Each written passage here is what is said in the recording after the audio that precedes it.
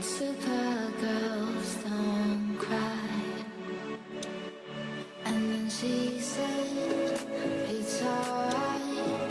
I got home late last night, but I'm a supergirl. And supergirls just lie. But I'm a supergirl. A supergirl. She's selling seeds, she's spelling trees. She's selling seeds, she's spelling trees. Yeah, she's a supergirl.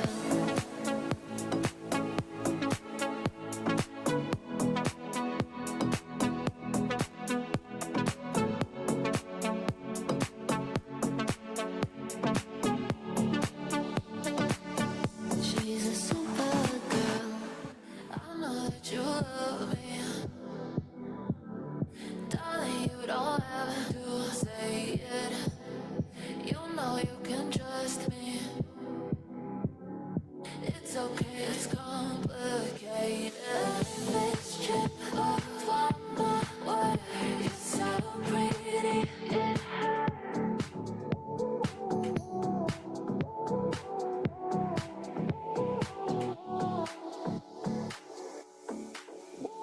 I'm yours, baby, I'm yours, baby, I'm yours. I need something more. I pray to the Lord, baby, I'm yours.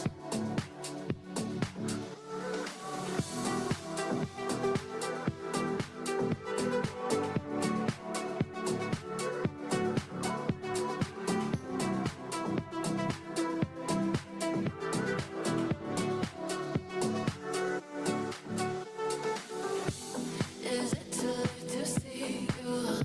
Boa noite a todos. I love the É um prazer estar com vocês aqui. Vamos dar início ao nosso evento Conexão Einstein, hoje com uma temática muito importante. Temos aqui convidadas que falarão com vocês um pouco mais sobre uma área do conhecimento que eu adoro, que é cuidados paliativos. Eu tenho um carinho enorme, então é uma alegria estar aqui para fazer uma abertura deste momento. Eu sou Juliana Freitas, gerente de pós-graduação no Hospital Albert Einstein. Como eu disse, é uma alegria fazer a abertura, mas é uma alegria estar aqui com todos vocês, nossos convidados, que vieram conhecer um pouco mais do que o Ensino Einstein tem aí a oferecer a vocês. Posso garantir a todos que talvez o que está escrito aqui nos caracterize muito bem. Nós temos um compromisso com a excelência. O Ensino Einstein faz parte da Sociedade Beneficente Israelita Brasileira Albert Einstein e é uma forma, então, de nós contribuirmos com a sociedade, com a formação de outros profissionais, levando a nossa gota Einstein para todos os cidadãos. O Hospital Albert Einstein é muito reconhecido pela sua excelência, então somos o 28º melhor hospital do mundo, o melhor hospital da América Latina já há alguns anos, e isso nos enche de orgulho. E o ensino, ele existe na nossa instituição para que a gente possa levar isto à frente como parte da missão. Nós somos já uma referência no Brasil e também na América Latina no que diz respeito ao ensino. Hoje, o Ensino Einstein já extrapola as barreiras geográficas do Brasil e internacionaliza, levando os seus cursos e os seus programas para fora. Temos aí um corpo docente que é da casa, que trabalham, que vivem a nossa realidade, que conhecem os nossos processos, que conhecem a nossa cultura, e é isso que a gente tenta passar para todos vocês, e que hoje vocês vão aqui degustar um pouquinho com as nossas convidadas. Eu falei do Ensino Einstein estar no Brasil e estar fora dele, e eu acho que é importante dizer que aqui no Brasil, hoje o Einstein está com unidades não só em São Paulo, mas também em alguns outros estados, como Rio de Janeiro, Belo Horizonte, Goiás, na Bahia, então crescendo e levando esta nossa estrutura e esta nossa missão aí para todo o Brasil. É uma história já de muitas décadas, e talvez essa seja uma informação nova para alguns de vocês que estão conosco nessa noite. Já são mais de 35 anos de história, O ensino Einstein, ele surge com a faculdade de enfermagem, naquela ocasião, então 1989, mas quando a gente olha para o ensino Einstein hoje, a gente vê uma área que já tem 7 cursos de graduação, mais de 100 títulos diferentes de pós-graduação, eventos científicos, cursos de curta duração, programas de residência, mais ou menos 60.000 alunos por ano experimentam algumas dessas nossas atividades de ensino.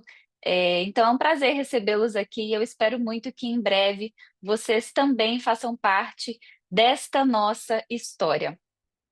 A nossa linha do tempo é enorme, então isso que eu sintetizei para vocês, né, de uma faculdade de enfermagem a 60.000 alunos por ano, não acontece do dia para a noite, então foram aí muitas ações, muito investimento para que a gente pudesse hoje chegar a este número, mas garantir aquilo que para a gente é o mais importante, que é qualidade, que é formar profissionais que de fato contribuam com o nosso país. Eu mencionei alguns números inicialmente, mas destes que agora estão na tela, eu acho que eu queria dizer para vocês, temos mais de 3.000 docentes hoje no Einstein, e estes docentes se esforçam diariamente para levar para vocês o conhecimento mais atualizado, as melhores metodologias, as melhores ferramentas, para vocês terem uma ótima experiência na nossa instituição. E os nossos ex-alunos dizem isto, comprovam esta nossa preocupação. Então, uma pesquisa recente que nós fizemos com os nossos egressos apontou que cerca de 95% deles acreditam que fazer uma especialização no Einstein colaborou para a conquista dos seus objetivos. 9 em cada 10 alunos avaliaram o nosso corpo docente como sendo ótimo, e 1/3 destes nossos alunos tiveram uma promoção ou um aumento salarial depois do início do curso. Então, a gente quer formá-los muito bem, garantir uma ótima experiência, mas também impactar positivamente na carreira profissional e na vida pessoal de todos vocês. Bom, são vários cursos, eu mencionei também brevemente aqui. Hoje falaremos bastante da pós-graduação em cuidados paliativos, mas nós temos programas lá desde o ensino médio técnico até o doutorado. E para finalizar, não quero me delongar, mas eu acho que é muito importante a gente dizer que o Einstein, há algum tempo, disponibilizou para a sociedade a Academia Digital Einstein, que tem um foco principal de oferecer aos nossos profissionais de saúde, alunos da área da saúde, conteúdos de altíssima qualidade, produzidos pela nossa instituição, pelos seus profissionais, de uma maneira gratuita, para contribuir com a sua formação e o seu desenvolvimento. Então, se vocês ainda não conhecem esta ferramenta do Einstein, eu os convido a conhecer, é academiadigital.einstein.br. Vocês lá terão videocasts, podcasts, mini cursos, desafios, infográficos, acesso aos protocolos do Einstein. Então, tem muita coisa aqui dentro para já começar a contribuir aí com o desenvolvimento de vocês. Falaremos bastante hoje sobre a temática e sobre o curso de pós-graduação em cuidados paliativos, e eu gostaria de dizer que, para qualquer dúvida que vocês tenham, neste momento de escolha, de tomada de decisão, de fazer um processo seletivo, entrem em contato conosco. Aqui na tela a gente tem os nossos canais principais, então o nosso site é ensino.einstein.br, nosso telefone 2151 1001. A gente também está nas redes sociais como Faculdade Einstein, então fiquem à vontade para nos acompanhar, vai ser um prazer ter vocês nas nossas redes. Mais uma vez, desejo que vocês tenham uma ótima noite hoje. Sem mais delongas, eu vou passar a palavra para as nossas convidadas para que elas sigam com vocês, e eu espero muito encontrar com vocês na nossa instituição e tê-los todos como alunos Einstein muito em breve. Vou passar a palavra para a Ana Beatriz Tomaso, que é a nossa convidada, então, para que ela siga. Para os íntimos, Bia, então, Bia, por favor, fica com você. Tenha um ótimo evento, e uma boa Obrigada. noite a todos. Muito obrigada, Ju. Obrigada a todos. Ju Freitas, Ju de Belo, Cibele. Como a Ju Freitas falou, né, a gente faz parte da instituição, todas aqui temos mais de 10 anos de Einstein, e o que a gente leva para a sala de aula é exatamente essa nossa experiência do dia a dia de trabalho em uma instituição que nos dá muito orgulho de fazer parte, porque é um lugar onde as coisas podem acontecer de uma maneira ética, de uma maneira científica, e eu entendo e falo em nome das coordenadoras Juliana Gibello e Cibele Tierno, que essa nossa pós-graduação em cuidados paliativos, ela tem realmente o DNA institucional desse tripé mesmo de ensino e assistência e também, de produção científica, que é algo que a gente tem, com muito cuidado e muito carinho para passar para vocês e dividir com vocês. Bem, muitos colegas que estão conosco, estão refletindo sobre o cuidado paliativo, outros já conhecem, gostariam de eventualmente compartilhar alguma questão. Então eu vou falar brevemente, depois vou abrir aqui um espaço para que vocês mandem perguntas, para que a gente possa eventualmente esclarecer alguma dúvida sobre o tema ou sobre a estrutura e a organização da nossa pós-graduação. Mais uma vez, sejam todas bem-vindas, bem-vindas, e é um prazer dividir essa 1 horinha da noite com vocês. Então vamos lá. Por que falar sobre alimentação e hidratação, né? Porque como especialistas em cuidados paliativos, esse talvez seja um dos pontos mais sensíveis quando o assunto é construção de um plano de cuidados, quando o assunto é alinhamento entre os próprios colegas das nossas equipes, quando o assunto é angústia das famílias. Então eu gostaria de começar colocando aqui uma reflexão que nós vamos ser muito científicos ao longo de toda a nossa fala, mas que a finitude, uma condição de saúde grave e a morte são eventos muito mais sociais do que biológicos. Então, colocar toda a biologia da reflexão sobre alimentação e hidratação é mandatório, é fundamental, mas a gente precisa do balizamento profissional, emocional, da nossa equipe, da instituição onde a gente está. E a gente resolveu falar desse tema porque é algo que faz parte do nosso dia a dia como profissionais de saúde e vai fazer parte do dia a dia de vocês também no momento em que o cuidado paliativo começar também a fazer parte da vida profissional de vocês. Nós vamos nos apresentar novamente no fim, mas eu sou Ana Beatriz de Tomás, todo mundo me chama de Bia, eu sou médica geriatra e coordeno o serviço de cuidados paliativos do Hospital Israelita Albert Einstein e coordeno a pós-graduação também. Comigo agora à noite eu tenho a presença ilustre da Juliana Gibello, que é psicóloga, coordenadora da pós-graduação de cuidados paliativos desde o seu início, e a Cibele Tierno, que é médica geriatra também, coordenadora da pós-graduação de cuidados paliativos do Einstein, e esse é o nosso trio de coordenação da pós. Bem, eu gosto de começar trazendo essa descrição, a meu juízo, elegantérrima do que a Organização Mundial de Saúde hoje considera como uma boa descrição do que é o cuidado paliativo, né? Então, segundo a Organização Mundial de Saúde, os cuidados paliativos são uma parte crucial dos serviços de saúde integrados e centrados nas pessoas. Aliviar o sofrimento grave relacionado à saúde, seja ele físico, psicológico, social ou espiritual, é uma responsabilidade ética global. Assim, se a causa do sofrimento é doença cardiovascular, câncer, falência de órgãos importantes, tuberculose resistente a medicamentos, queimaduras graves, doenças crônicas em estadio avançado, trauma agudo, prematuridade extrema ao nascer ou fragilidade extrema na velhice, cuidados paliativos podem ser necessários e devem estar disponíveis em todos os níveis de atenção. É lógico, a gente trouxe aqui exemplos de condições graves e algumas podem sim ser reversíveis, outras não. Então é o primeiro sinal aqui de alerta sobre as nossas reflexões paliativas. Nós não devemos atuar somente na finitude extrema.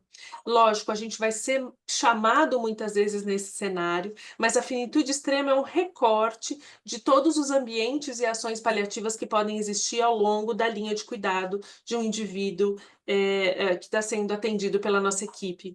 E vejam, em todos os níveis de atenção. Então, cabe oferta paliativa na atenção domiciliar, cabe oferta paliativa no ambulatório de especialidades, cabe oferta paliativa na sala de emergência, cabe na terapia intensiva, cabe na unidade de indivíduos com condições crônicas.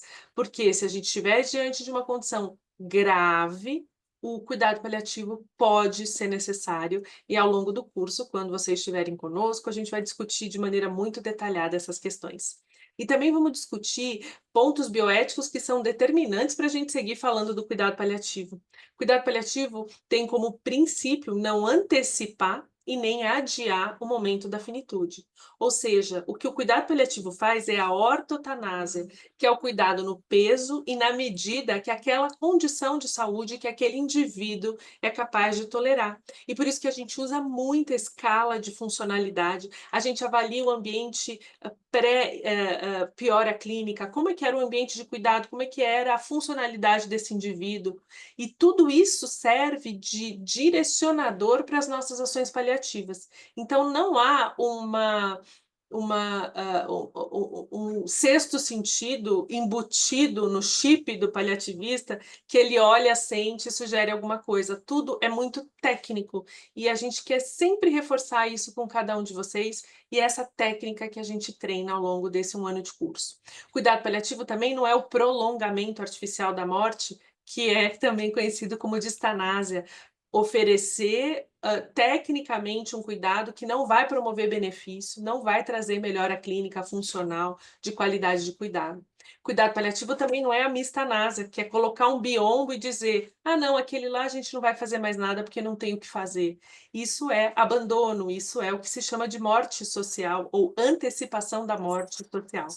E por fim, a eutanásia, que são as medidas de antecipação da morte realizadas com anuência e com o expertise do profissional de saúde, que, por questões principiológicas, não define o que é o cuidado paliativo.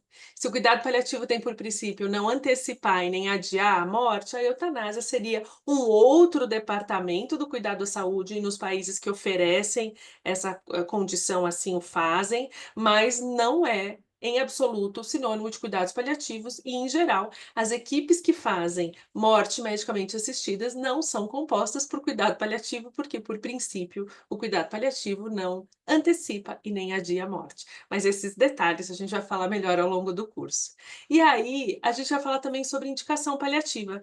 Ah, eu não vou atuar só na moribundice extrema, na finitude, nos últimos suspiros? Não, eu vou atuar também. Mas como a Organização Mundial de Saúde bem colocou no início eu coloquei no início da aula, em qualquer condição grave, em concomitância, junto com a oferta de um cuidado modificador ou curativo, se houver uma condição grave ali no horizonte, é dever do serviço de saúde, do Estado, da nação, do planeta, ter equipes também que possam auxiliar nesse cuidado. Nós não somos muitos no Brasil e no mundo ainda, então às vezes a gente é chamado na finitude porque realmente somos poucos, e aí eu acho que fala muito, casa muito com a fala da Juliana Freitas, a nossa coordenadora geral, que falou no início. Nós temos que formar, e a gente tem esse papel de formação, porque os nossos alunos, sim, são requisitados nos serviços de saúde, nas unidades onde trabalham, porque somos poucos paliativistas e hoje o mundo precisa de muitos paliativistas. Então, é um prazer poder fazer parte desse movimento de cultura, de mudança, de cultura paliativa, e até o momento nós temos aproximadamente 1.800 alunos formados nessa jornada de 10 anos de existência de pós-graduação. Nós vamos falar também ao longo do curso que a gente não cuida só do indivíduo, a gente cuida de todo o entorno, e esse entorno vai para além do físico. A gente reflete muito sobre questões relacionadas à gestão do cuidado, aspectos psíquicos, sociais, espirituais, questões práticas da nossa lida profissional, cuidados de fim de vida, o processo ativo de morte. Discutimos muito perda e luto, e discutimos muito qual é o papel tanto da equipe quanto do indivíduo naquele ambiente social do cuidado. Então isso é muito precioso e a gente cuida desse assunto com muito carinho, porque para nós é fundamental entender que a gente está muito para além do físico, e agora eu dizendo como médica, um exercício constante de entender que a gente vai para muito além disso. Bem, e aí falando de nutrição e hidratação artificial, eu queria trazer conceitos bastante objetivos para que a gente esteja na mesma página desse assunto. Nutrição artificial é toda e qualquer oferta alimentar que eu não vou fazer por boca, por exemplo, e aí eu chamaria de enteral não oral. Então, se eu tenho uma sonda nasoenteral, uma gastrostomia, uma jejunostomia, até uma sonda oroenteral por algum motivo anatômico, eu chamo de nutrição enteral não oral, porque eu não usei o mecanismo mastigatório e de deglutição, então eu não posso chamar de nutrição tradicional, e sim artificial. Quando eu não uso o tubo digestivo, mas eu uso vias paralelas para a alimentação, eu chamo de parenteral, paralelo ao tubo digestivo. E a nutrição parenteral, ela é oferecida por via acessos venosos, ou periféricos ou centrais. Então, essa é a classificação ou a descrição de nutrição artificial. E aí eu pergunto, né? Qual que é o significado de nutrir alguém artificialmente ou não, né? E toda vez que a gente pensa em alimento, a gente pensa em algo assim, né? Puxa, uma coisa fresca, gostosa, leve, apetitosa. Eu vou reunir pessoas, eu vou estimular os sentidos, eu vou salivar porque a comida é maravilhosa e vai me dar fome. É assim que a gente sempre pensa em alimento, e é realmente isso, mas existem contextos no cuidado à saúde que a alimentação pode não fazer tão bem quanto a gente gostaria ou imaginaria. E é para esse contexto que a gente vai conversar sobre as evidências. Bem, é sabido, do ponto de vista de evidência científica, que a nutrição artificial, também nos artigos científicos descrita como nutrição medicamente assistida, ela não tem indicação técnica quando a finitude, extrema se mostra. Isso, do ponto de vista científico, não há dúvidas. Não há dúvidas, guidelines reforçam tanto revisões sistemáticas, que são o mais alto nível de evidência científica, quanto cartilhas para público leigo, quanto direcionamentos de sociedades de nutrição.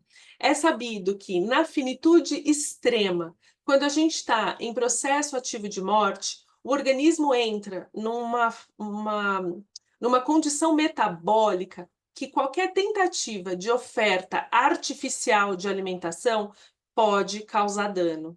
Isso, no contexto das neoplasias, dos tumores, dos cânceres avançados, às vezes fica menos difícil de compreender, porque uma pessoa em finitude, numa condição de câncer, num contexto de caquexia posta, o próprio paciente fala: não, eu não consigo mais me alimentar, eu canso para comer. E muitas vezes a gente, ouvindo aquele relato, entende que o fim chegou. O desafio, no entanto, é o desafio que eu trago nesse slide do lado aqui direito de quem vê. As condições relacionadas a doenças neurodegenerativas / as demências. Se no contexto, por exemplo, de uma doença oncológica em finitude extrema, a morte ela tem a sua ela tem uma cara, né? Você olha para o indivíduo, você sabe que a finitude está posta. Muitas vezes nas demências isso não é tão claro. Então, a gente vai discutir no curso, mas eu trago aqui um drops bem interessante, que é esse artigo clássico, tradicional, mas fundamental e necessário de ser discutido na academia, mas também com as nossas parceiros de trabalho, com os nossos pacientes e famílias, que é um artigo da professora Mitchell, da Harvard, que só estuda demência avançada, tentando refletir sobre o uso da dieta artificial no contexto da demência avançada. A gente vai aprender no curso, mas a gente está falando de uma demência em fase avançada, FAST 6/7. Nós vamos entender o que significa essa escala, mas são pessoas que estão restritas ao domicílio e ao leito, que balbuciam poucas palavras, por vezes já não conseguem mais sustentar a cabeça. Nesse contexto, o indivíduo muitas vezes cerra os lábios, e aí a gente ouve aquela frase: puxa, ele não quer mais comer, então ele vai morrer de fome.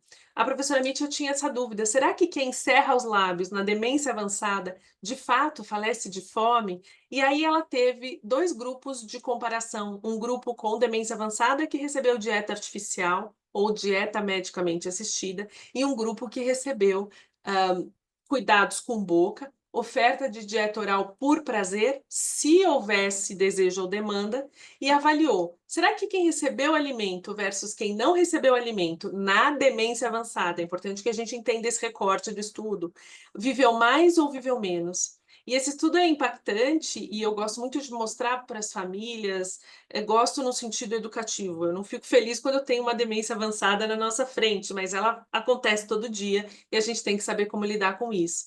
Eu mostro esse resultado do estudo, tem no meu computador do hospital, do consultório, mostrando que pessoas que receberam dieta artificial na demência avançada versus aquelas que não receberam vivem exatamente o mesmo tempo.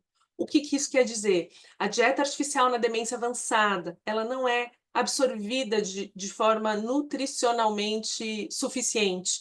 Ela não é capaz de melhorar comportamento nas fases avançadas de demência, ela não traz benefício de controle de dor, de falta de ar, pelo contrário, esse estudo mostra que não há diferença de vida ou morte para aqueles que usam ou não dieta por tubo. E aí alguém pode pensar assim: puxa, Bia, que boa notícia, então cada um faz o que quer, porque não tem diferença. Mas esse mesmo estudo discute as consequências daqueles que usaram dieta por tubo na demência avançada. E aqui um recorte: a gente ama dieta por tubo para quem precisa. Um politrauma, um indivíduo com uma condição aguda que não pode perder músculo, não pode perder reserva. A gente adora dieta artificial, a gente adora dieta artificial precoce em pacientes com condições sem cura, para melhorar status físico e funcional, evitar agravos. A gente está falando, pessoal, de um recorte que é a finitude extrema, que, como eu disse anteriormente, é um momento onde a gente é extremamente acionado. E nesses momentos, quando o paciente cerra os lábios, as pessoas perguntam: e agora vamos passar uma sonda, né? Porque senão ele vai morrer de fome. Então, o que nós estamos trazendo aqui como uma pincelada de reflexão, e a gente vai discutir muito ao longo do curso? As evidências científicas são robustas que não há benefício de oferecer alimentação na finitude extrema, ok? É importante que a gente tenha esse recorte. Porém, não é uma medida inócua. E quando a gente oferece dieta artificial no contexto das demências avançadas, de acordo com esse artigo da professora Mitchell, a gente promove dano.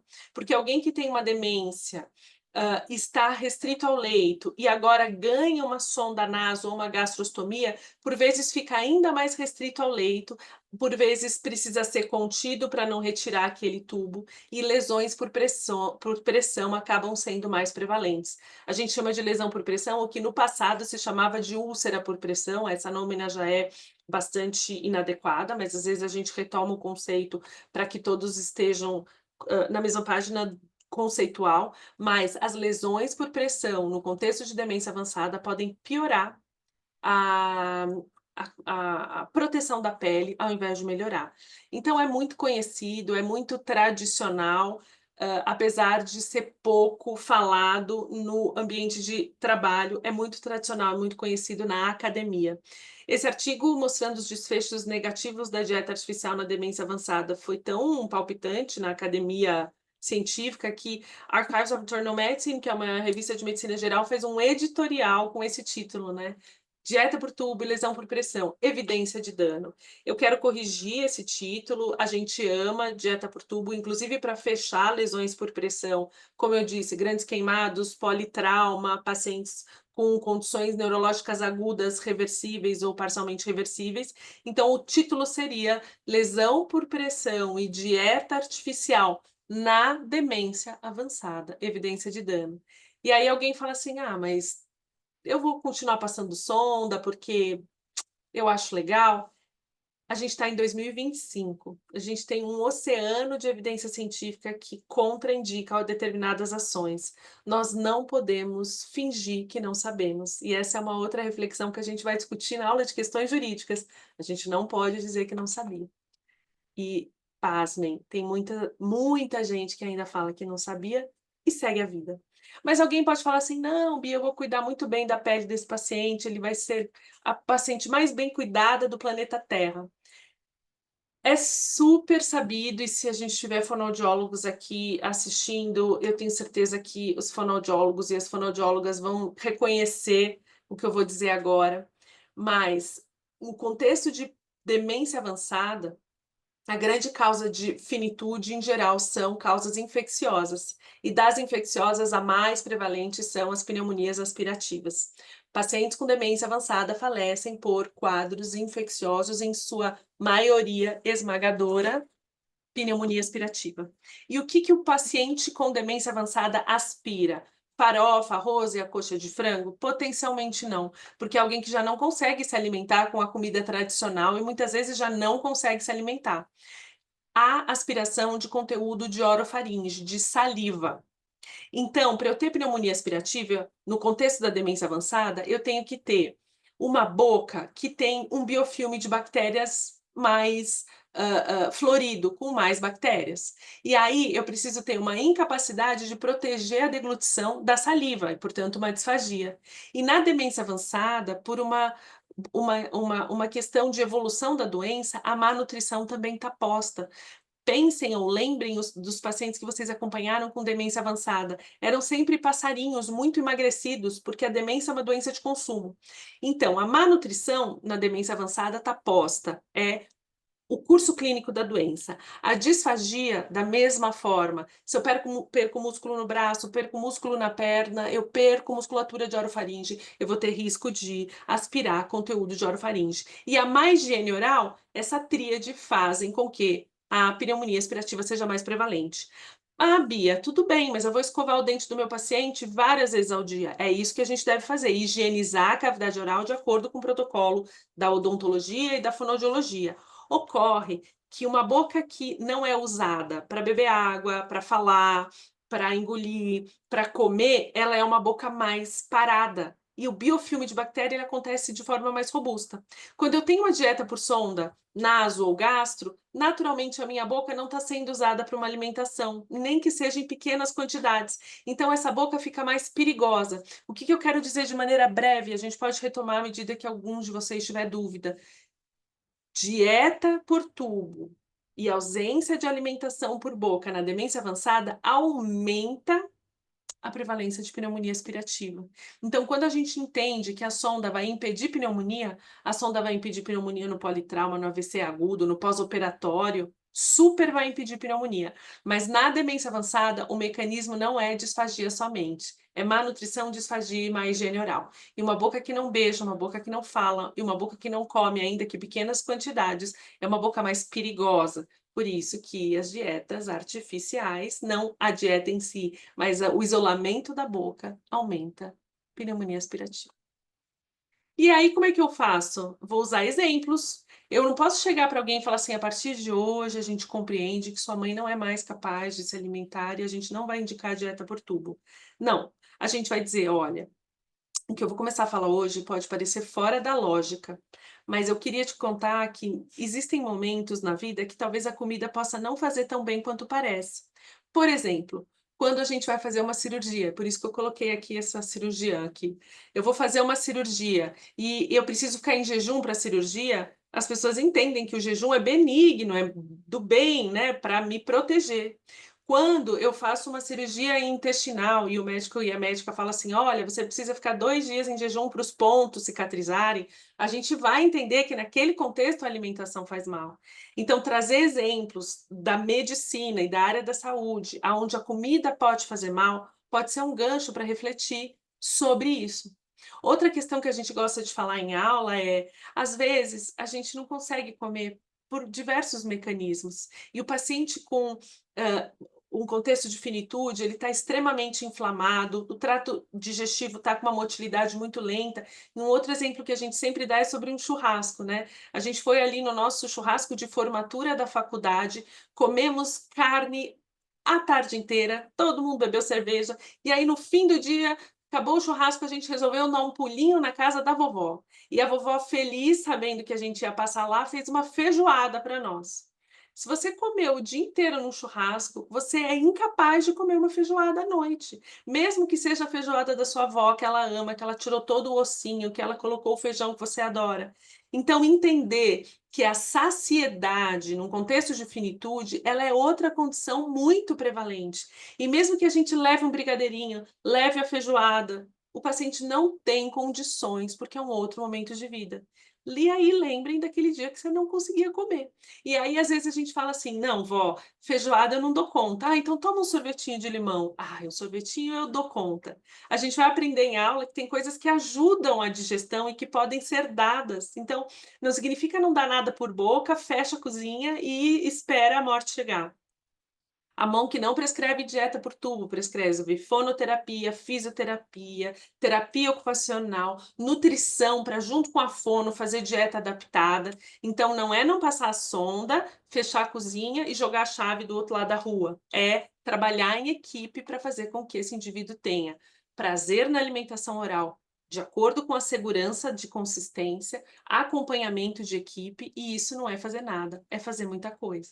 E aí a gente vai discutir ao longo do ano, em diversas aulas de fonoaudiologia, de cuidados com boca, de controle de sintomas, que pacientes que estão em finitude extrema e que estão sem condições de receber hidratação e alimentação por boca ou parenteral, precisam de monitorização constante em relação à meia-vida das doses de drogas.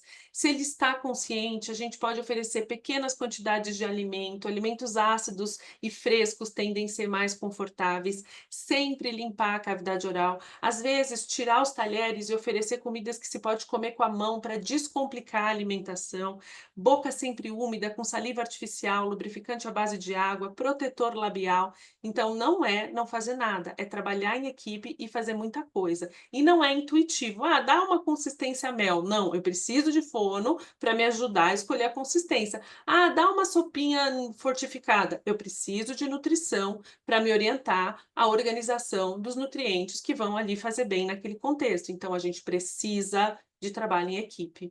Lembrando que a mão que não prescreve uma dieta artificial, prescreve um monte de outras estratégias, tá certo? E ainda assim, com toda essa teoria, a gente vai falar em aula também, eu falei de alimentação, mas a gente vai falar em aula de hidratação. Ah, eu não vou dar comida, então põe um sorinho, porque sorinho não faz mal para ninguém. Sorinho pode fazer mal. Se eu usar o exemplo de alguém com insuficiência cardíaca, é fácil de entender como um soro pode fazer mal, mas existem outras doenças não óbvias, por exemplo, a finitude extrema de qualquer doença, aonde o metabolismo também de excreção hídrica está lentificado. Então, se eu der soro demais, eu vou fazer edema de alça intestinal e os remédios não vão ser absorvidos. Eu vou fazer edema pulmonar com desconforto respiratório. Eu vou fazer com que essa bexiga seja preenchida com urina várias vezes ao dia, o que pode causar desconforto. Então, uma leve desidratação na finitude extrema pode causar, inclusive, conforto. É fácil falar isso para as mulheres, como eu, Ju e Cibele, que sabemos o que é edema, por exemplo, todo mês, quando se vai menstruar, a gente sabe que inchaço, que edema dói fisicamente, e aí quando a gente faz um sorinho achando que mal não faz, a gente esquece o quanto que edema dói fisicamente e que a gente pode fazer isso achando que está fazendo bem e fazendo muito mal. E a pergunta final: e se ninguém estiver de acordo, se a família não estiver do nosso lado? Eu queria relembrar que ainda assim nós somos responsáveis. Então, mesmo que a comunicação seja difícil, a gente não pode fazer mal para o nosso paciente. Então, é uma construção de cuidado, é desafiador, nem todo mundo vai receber o cuidado paliativo que a gente considera ideal, e isso é importante que vocês saibam, mas a gente precisa ficar muito próximo do ideal, entendendo que a nossa responsabilidade profissional é, acima de tudo, com aquele indivíduo, o paciente que está na nossa frente, mas também com a família, a comunidade de cuidado. Então, essas reflexões a gente vai trazer ao longo do curso. Isso aqui foi só uma pequena amostra do que a gente discute de maneira muito aprofundada. E agora eu vou convidar a Juliana Gibello para contar para vocês como é a estrutura do nosso curso e para deixar aqui um espaço para dúvidas. Ju? Sim, obrigada, parabéns, foi ótimo. Acho que todo mundo aí gostou. É sempre bom escutá-la e revisitar, acho que esses conceitos é, bastante introdutórios, mas bastante complexos, né? Não é à toa que a gente escolheu esse tema para falar um pouco aqui. Acho que eu queria só complementar, antes da gente falar um pouco da pós, e abre, gente, se alguém quiser fazer alguma pergunta também, acho que tiveram algumas perguntas aqui no meio do caminho, e aqui acho que você foi falando e acho que foram sendo respondidas, mas se alguém mais tiver alguma dúvida, fiquem à vontade. Eu queria trazer um complemento disso que você falou, o quanto que a alimentação ela tem um lugar simbólico, né, um lugar emocional na vida das pessoas. E talvez essas conversas elas são muito difíceis justamente por esse processo, né? Qual a representação subjetiva desse alimento na vida de cada um? Então, o quanto que o cuidado emocional, e aí a gente sempre diz que o cuidado emocional é responsabilidade de toda a equipe. Sim, né? O cuidado psíquico pode ser do psicólogo, do psiquiatra, mas o quanto que conversar, escutar, entender, né, o que está por trás desse sofrimento dessas famílias, pode ajudar, né, nas nossas explicações mais teóricas ou mais técnicas, né, não teóricas, mas técnicas, de recomendação da melhor prática clínica naquela situação. Né? Então, não é só dar a informação, mas a gente também precisa olhar para além disso. O que aquilo representa, né? O que é colocar ou tirar uma sonda, qualquer intervenção que seja, para aquela família e que lugar que o alimento tem nessa biografia, né? Acho que isso faz toda a diferença, né? Então, na sua prática, você consegue localizar isso também como algo que precisa ser incluído na sua avaliação, né? Como médica, e para a Cibele também essa mesma pergunta, e para os médicos aqui e enfermeiros, enfim, todo mundo que cuida de pacientes nessas condições, você acha que isso precisa ser incluído? Ju, a gente aprende no dia a dia, mas em especial eu aprendi muito com você, com o Marcos, o quanto que uma coisa objetiva tem um fundo tão subjetivo, né? E assim, muitas vezes a nossa incapacidade profissional, e aqui eu estou falando como médica, de capilarizar uma informação está muito longe da explicação científica, né? Então, essa escuta qualificada de, como você diz, né, ir para além do que aquelas palavras objetivamente dizem, ela é do especialista de fato, né? Você, às vezes, quando está numa reunião comigo, familiar, você consegue sacar o que eu estou ali tentando há Uhum. semanas. Então, o que que eu entendo? Identificar o desafio e pedir ajuda para trabalhar em equipe, porque eu, como médica, não tenho essa escuta qualificada, mas eu não posso fechar meus olhos para essa realidade e, portanto, eu preciso aprender a identificar para pedir ajuda. Eu acho que é isso, assim. Sim, né? A gente sempre fala o quanto que, óbvio que todos os profissionais de saúde estudam, né? Justamente para aprender e tratar das doenças através dos seus sinais e sintomas e pensar a melhor recomendação técnica, clínica para aquela situação. Então, sim, o primeiro olhar é para vou nomear como o corpo biológico naquela condição, né? Para aquilo que aparece a partir desse processo de adoecimento. O que a gente precisa, e óbvio que tem, né, os profissionais especialistas nisso, mas acho que é uma dica para todo mundo, é também escutar qual é a experiência subjetiva daquele adoecer, né? O que aquilo representa para aquela pessoa. E isso vai ajudar, né? Nos trarão elementos dessa biografia, que daí a gente está falando da subjetividade de cada um, que vai favorecer, inclusive, a sua prescrição técnica, né? Então, as suas intervenções. Então, acho que isso faz toda a diferença. Muito bom. Alguém mais? Alguma pergunta? Temos uma Yeah. pergunta aqui sobre quando iniciar a conversa sobre a nutrição nos casos de demência, Bia. Ótimo. Ah, vou deixar a Cibele responder, que é geriatra como eu e faz isso todo dia no ambulatório da comunidade judaica. Vamos lá, então. Sim. Eu gosto muito de iniciar essas conversas quando vem muito da demanda do próprio paciente, da família do paciente, né? Então, quando começa a ter dificuldades e o paciente chega um certo momento no avançar da doença em que a aceitação alimentar fica prejudicada, começa a ter uma menor aceitação alimentar e ele começa a emagrecer, a gente já começa a discutir sobre esse tema de forma mais abrangente, né, trazendo elementos que a Bia trouxe para a gente e conversando principalmente como é que vai ser daqui para frente. Eu acho que sempre preparando a família para as próximas etapas do avançar da doença. Acho que isso é fundamental. Perfeito, sim, é isso mesmo.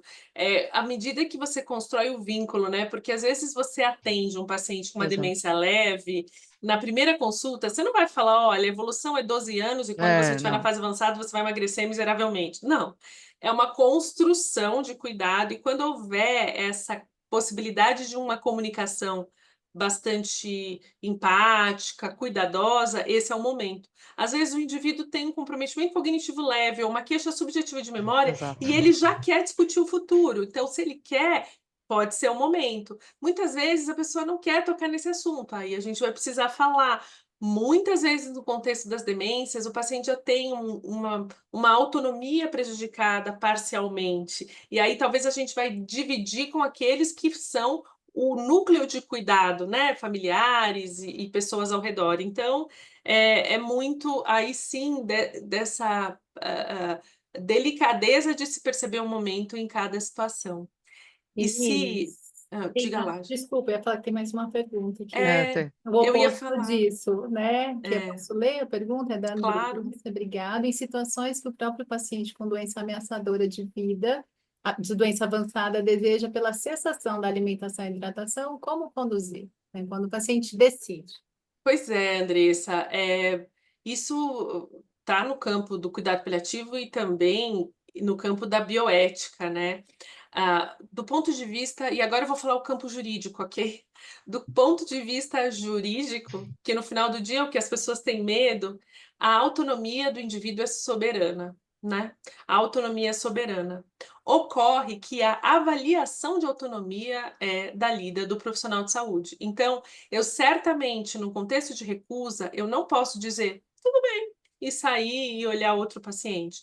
Eu vou precisar da psicologia para avaliar cuidadosamente o significado dessa recusa, talvez da geriatria ou neurologia para fazer uma avaliação cognitiva, né, além da psíquica, talvez a psiquiatria, se a psicologia identificar ali uma demanda da ordem da psiquiatria. E aí, se todos esses experts tiverem com bastante objetividade a avaliação de autonomia, a gente sabe que a autonomia é soberana. Mas eu já adianto, não vai ser algo leve, porque a gente também sofre nesses contextos, e é de novo por isso que a gente precisa de equipe. Talvez isso seja um pedido de ajuda, né, gente? A gente sempre tem que estar de olho nisso, né? Talvez esse não querer se alimentar ou não querer se hidratar seja um pedido de ajuda. A gente precisa estar É, muito atento a isso. avaliar o que é não querer e o que é não conseguir, em função da Exato. condição e do momento clínico e estado geral, né, daquela condição. Então, acho que isso faz diferença na avaliação, em clínicas Perfeito. especialistas. Perfeito. O Alex trouxe uma pergunta muito pertinente também, ó. Considerando os dilemas éticos e emocionais que envolvem a hidratação e a alimentação, de que forma a inclusão clara dessas diretivas em um documento de diretiva antecipada de vontade pode garantir os desejos do paciente, que os desejos sejam respeitados e evitar decisões conflitantes?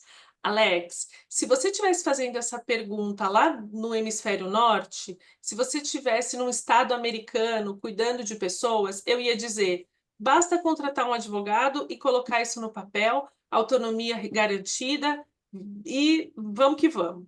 Porque esse direcionamento, essa organização de diretiva antecipada de vontade de testamento vital é algo muito do direito americano.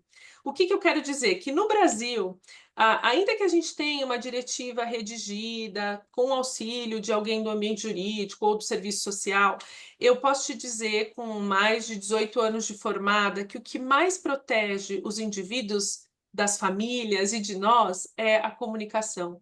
Então, tão logo vocês tiverem na frente de vocês um paciente que deseja fazer esse registro, façam, porque é maravilhoso poder construir uma diretiva com um dos nossos pacientes, mas não guardem na gaveta como um segredo absoluto. No nosso país, no Brasil, se essa diretiva não for dividida com os familiares, com os cuidadores e até construída com eles, porque A unidade de cuidado vai para além do paciente, é muito provável que num momento de crise, onde a autonomia do paciente está preservada, essa diretiva possa ser questionada. E aí, o Conselho Federal de Medicina deixa de forma muito objetiva: devemos acatar a diretiva de um paciente. Só que no momento da finitude, você usar só o ambiente jurídico e esquecer da parte de área da saúde pode não fazer bem para ninguém. Pode a família sofrer, pode o paciente sofrer. Então, o que eu digo e o que a Sociedade Brasileira de Geriatria advoga: dividam os desejos e preferências com os seus. Peçam ajuda de profissionais especializados, mas não guardem isso como um segredo do ambiente jurídico, da gaveta, do papel assinado carimbado. Quando a gente divide os nossos desejos e preferência com os nossos familiares, amigos, aquelas pessoas que vão levar a gente no hospital quando a gente passar mal, é a melhor forma no Brasil de fazer a autonomia estar preservada. Então, eu registro numa diretiva que é fundamental, é muito bacana ter, eu faço da forma jurídica correta e informo os meus familiares. Esse é o caminho. Sempre é uma construção, né, gente? Uhum. Então, primeiro, não dá para trabalhar sozinho. Eu acho que cuidados paliativos vêm, né, nos mostrar isso, que não dá para trabalhar sozinho. A gente não cuida só da pessoa que adoece, só desse paciente. A gente tem uma família que faz parte desse processo. Então, todos os envolvidos, de alguma maneira, são afetados por isso. Então, o que vai nos direcionar é nossas competências técnicas e também as nossas habilidades aí socioemocionais. E a comunicação é um dos grandes pilares aí de cuidados paliativos, né? E aí, pensando nisso, né, em função do avançar da hora, Bia, você põe o próximo slide, por favor? A gente vai falar brevemente aqui do nosso curso. Então, a nossa pós-graduação, ela existe há 10 anos, somos nós três as coordenadoras dessa pós-graduação. Temos aí mais de 1.500 alunos formados. A gente está muito feliz, né, com o avançar, né, não só do cuidados paliativos a partir da política que temos agora no nosso país, mas a gente tem muitos desafios e muitos desses desafios eles vão ser alcançados a partir de educação, na nossa formação, né? E a pós ela vem justamente para contribuir com isso. Nesse sentido, então, nossa pós é uma especialização, ela tem 420 horas, é uma pós-graduação que tem aí seus 6 disciplinas. A gente começa com introdução aos cuidados paliativos, onde a gente vai olhar para conceitos, história, indicação, bioética, questões jurídicas, comunicação, decisões compartilhadas. Depois nós vamos para paciente, família, comunidade de cuidado. A gente precisa também entender bastante sobre as questões emocionais desse processo de adoecimento, como eu disse antes, né, depois da fala da Bia, qual que é a experiência subjetiva desse processo de adoecimento, as questões sociais, as questões burocráticas, né, de um adoecimento, benefícios. Então, a assistência social vem nos dar, assim, um arsenal de possibilidades de cuidado, a capelania, como a gente pensa espiritualidade, religiosidade dentro desse processo como, né, uma das dimensões do cuidado. Vamos falar sobre a construção de diretivas, comunicação sempre, a comunicação é um eixo que passa por todas as disciplinas. Depois vamos para controles de sintomas, onde a gente vai olhar para todos os sintomas e seus tratamentos farmacológicos e não farmacológicos. Situações específicas é olhar para essa realidade da assistência paliativa dentro da terapia intensiva, da pediatria, da neonatologia, da cardio, transplante, pneumo, enfim, olhar para situações bastante que trazem dilemas, discussões, né, como a gente estava sobre alimentação, que é a extubação paliativa, sobre sedação paliativa, e caminhamos aí para o final do curso, que é a disciplina de gestão e educação, onde a gente vai olhar como construir equipes, pensar em indicadores, a parte financeira, né, quais os diferentes cenários de assistência, ambulatório, hospital, ILPI, hospices, enfim, e todas as possibilidades de cuidado. E o nosso trabalho de conclusão, que é um caso clínico onde a gente olha para as temáticas da pós como um todo e a gente constrói possibilidades de intervenção dentro do que seria o ideal naquela condição. Hoje nós temos, então, nossa pós, ela tem essas 420 horas, ela é uma pós onde a gente não tem estágio, né? A gente tem visitas técnicas, observacionais, e os alunos eles vão ter uma agenda em um determinado momento do curso, onde eles vão poder conhecer serviços diferentes da instituição Einstein, tanto do público quanto do privado, assim como algumas instituições parceiras que nós temos em São Paulo, no Rio de Janeiro, em BH e Goiânia, e agora, né, a nossa nova unidade em Salvador. As inscrições elas já estão abertas, nós temos esse curso a cada semestre, iniciando em março e também iniciando em setembro. Então, as turmas desse semestre, do primeiro semestre de 25, elas estão abertas, tem aí o link no chat, acho que vale vocês olharem, lá tem várias informações gerais do curso como um todo, e você consegue localizar lá por cidade. Então, se eu quero fazer em Salvador, você consegue, por exemplo, olhar o calendário, as datas já estão disponíveis, então vocês conseguem acessar a parte financeira e a gente tem toda uma equipe de suporte que pode tirar todas as dúvidas de vocês do ponto de vista mais estrutural, de processo seletivo, financeiro e localização. Qualquer dúvida acadêmica que vocês tenham referente à pós, tem muitas informações lá, mas nós três ficamos disponíveis também para conversar mais sobre a nossa pós-graduação. Então, aqui tem o link aí, tem o QR Code, se vocês quiserem também acessar, e a gente fica à disposição para mais alguma dúvida referente ao curso.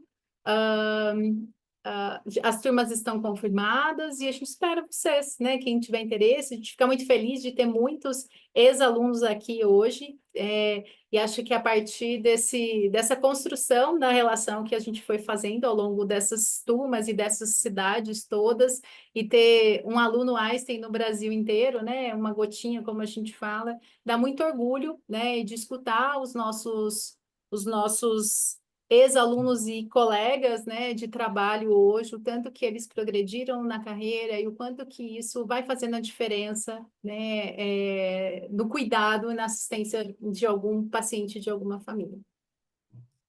Esqueci alguma coisa, meninas? Eu acho que é isso, Ju. Acho que é também colocar esse espaço para dizer que é um prazer poder receber verdadeiramente os nossos ex-alunos sempre seguem por perto, tirando dúvidas, reencontrando a nossa equipe nos congressos. Então, parece às vezes muito distante, né? Um hospital tão tradicional e cheio ali de predicados, que vai ser alguma coisa mais fria, menos individualizada, mas é de verdade a nossa pós-graduação ela é feita com carinho, a gente conhece os alunos, a gente convive com os alunos e a gente tem muito prazer em poder ajudar essa mudança de cultura paliativa no Brasil. Vocês são muito bem-vindos. Esperamos vocês aí logo mais. Um grande abraço para todo mundo. Para quem a gente não vê há muito tempo. Nossos ex-alunos venham nos visitar, mas Eu Isso. tô vendo Tô vendo vários alguns, colegas aqui, eu também tô matando saudade de vocês. E venham nos visitar e a os gente vai novos também, né? a gente até vai deixar aqui um spoiler em primeira mão para essas 100 pessoas que estão na turma agora, que a gente vai ter um congresso em outubro para é reunir verdade. os nossos ex-alunos e também futuros alunos e profissionais de saúde para comemorar esses 10 anos de pós-graduação. Então, preparem-se para novidades e a gente vai divulgar em breve e vai ser um prazer recebê-los no Morumbi para matar a saudade, tomar um café e ver o que há de novo em cuidados paliativos. Muito bom. Então, Tá gente, bom. um beijo, boa noite, obrigada. Um prazer ter vocês aqui. Obrigada, Bia, por compartilhar um Eu pouquinho que mais do seu agradeço. conhecimento. É sempre bom te escutar, sim, nas Muito minhas obrigada, Bia. carreiras Foi demais. do Obrigada a dia a vocês. dia. E, pessoal, qualquer dúvida, a gente está sempre aberto, seja a nossa equipe toda de suporte e atendimento, vocês já têm os contatos, sejam nós coordenadoras acadêmicas. Acessem o site e vejam lá todas, tirem todas as dúvidas. Tá? Um beijo, boa noite Tchau, pessoal. Boa e noite. até já Até já. breve. Até mais.